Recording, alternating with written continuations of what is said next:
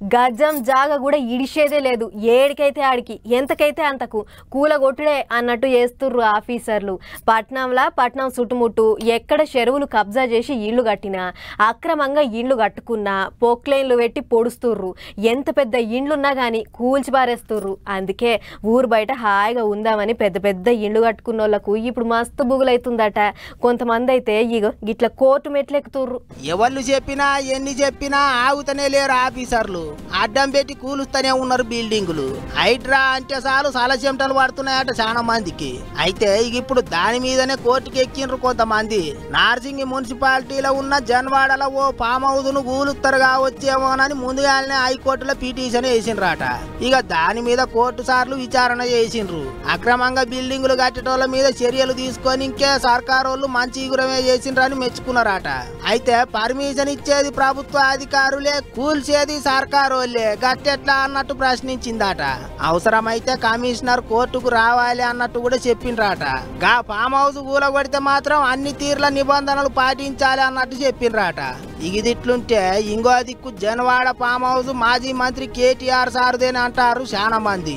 ఇదే ముచ్చట మీద కేటీఆర్ ని అడిగితే ఏమన్నాడో చూడర్రే. నాకంటూ ఏ ఫామ్ హౌస్ లేదు, స్పష్టంగా చెప్తా ఉన్నా.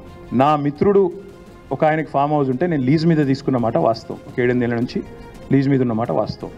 ఒకవేళ అది ఎఫ్టీఎల్లోనో బఫర్లోనో ఉంటే నా మిత్రుడికి నేను చెప్తా, దగ్గర ఉండి అవసరమైతే నేను కూడా పోయి, ఎందుకంటే నేను లీజ్ మీద ఉన్నా కాబట్టి అక్కడే ఉండి నేను దగ్గరుండి కూలగొట్టించి వస్తా.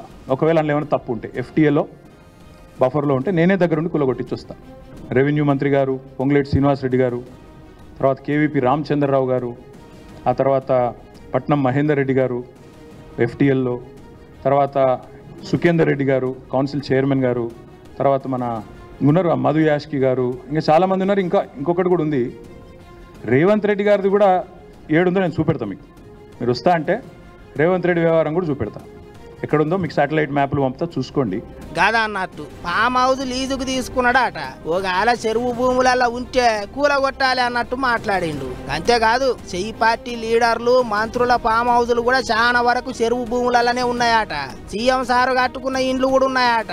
అందరం కలిసి కూలగొట్టుకుందాం అన్నట్టు మాట్లాడిండు మాజీ మంత్రి. మరి ఏం చేస్తారో ఏమో గాని హైడ్రా అంటే చాలా అందరికి బుగులైతున్నదట. ఇప్పుడు అక్రమంగా కట్టిన ఇండ్లు కూలగొట్టుడు మంచిదే గాని పర్మిషన్ ఇచ్చిన ఆఫీసర్ల మీద కూడా చర్యలు తీసుకోవాలి అని కోరుతున్నారు పబ్లిక్.